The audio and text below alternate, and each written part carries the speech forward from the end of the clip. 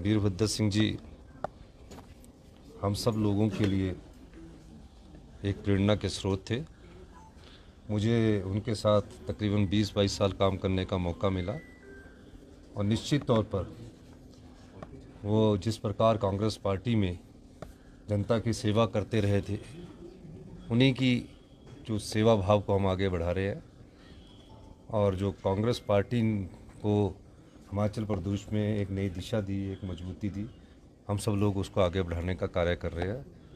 इस जयंती के अवसर पर हम सब का ये दायित्व बन जाता है कि हम लोग उनको याद करें, उनके किए गए कार्यों को याद रखें। यही हमारी उनको सच्ची श्रद्धांजलि होगी। सर, इस पर उनके स्टैच्यू बनाए जाने की भी मांग आई थी। वो सब चीज़ों पर हम गौर कर रहे हैं, क्योंकि राष्ट्रीय नेताओं के स्टैच्यू जो है वो रिज पर लगाने की बात कर रहे हैं और रिज के इर्द गिर्द कहीं और जगह को हम विकसित करके, क्योंकि पीछे 2-3 बातें हुई थी, तो मैं उस बारे में निश्चित तौर पर उनका स्टैच्यू हम लगाएंगे। सर, 3 जगह बाई इलेक्शन भी है, कितनी आश्वस्त है कांग्रेस पार्टी? देखो, अभी तो चुनाव का पहला चरण हुआ है। जब नॉमिनेशन होता है पहला चरण होता है, अभी दूसरा और 3-4 चरण होते हैं कोई भी इलेक्टोरल पॉलिटिक्स में। तो अभी तक हमारा ये मानना है कि हम ये तीनों बाई इलेक्शन जीतेंगे और पूरे तीनों बाई इलेक्शंस में हमारा कोशिश रहेगी कि भारतीय जनता पार्टी ने जिस प्रकार सत्ता की कुर्सी हथियाने के लिए नोटों का इस्तेमाल किया, और ये भी पहला केस है कि 3 आज़ाद विधायक इस्तीफ़ा देकर चुनाव लड़ने कर रहे हैं। उनसे ये पूछा जाना चाहिए कि 5 साल के लिए आपको विधायक बनाकर जनता ने भेजा था, अगर कांग्रेस पार्टी उनका काम नहीं कर रही थी, कांग्रेस की सरकार उनका काम नहीं कर रही थी, तो इस बात का वो जवाब दे। वो बीजेपी में बैठ जाते थे, अब तो बीजेपी के टिकट से चुनाव लड़ रहे हैं और सरकार कांग्रेस की है जिसको पूर्ण बहुमत की सरकार मिली। तो ये पूछा जाना चाहिए कि अगर आप जीत भी गए तो भी कौन से आपके काम हो रहे होंगे, क्योंकि सरकार तो कांग्रेस की है।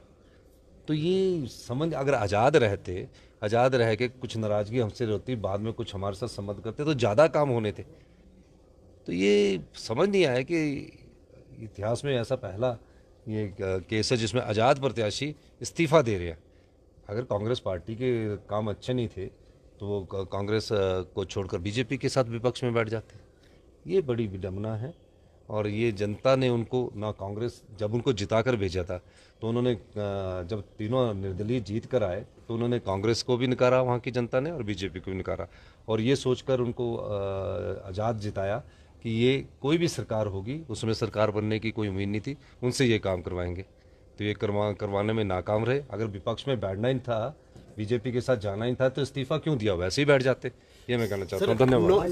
भाजपा के 9 विधायक मामला लंबित है सर। आपने देखिए, भारतीय जनता पार्टी के 9 विधायकों ने जब बजट सचता था उस समय उन्होंने जो हमारे अध्यक्ष महोदय उसकी सीट की अवमानना की थी और पेपर फाड़े थे। ये भी हिमाचल के इतिहास में पहली बार हुआ कि विधानसभा की एक गरिमा होती है, उस गरिमा को ठेस पहुंचाई है। माननीय अध्यक्ष महोदय ने इनको नोटिस दिया था, उसका उन्होंने जवाब दिया है।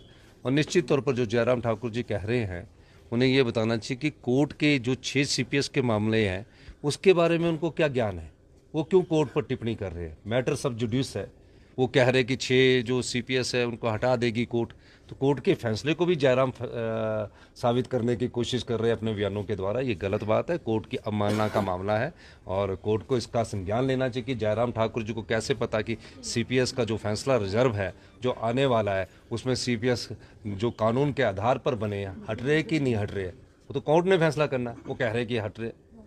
उसी तरह स्पीकर के जो 9 विधायकों का फैसला है वो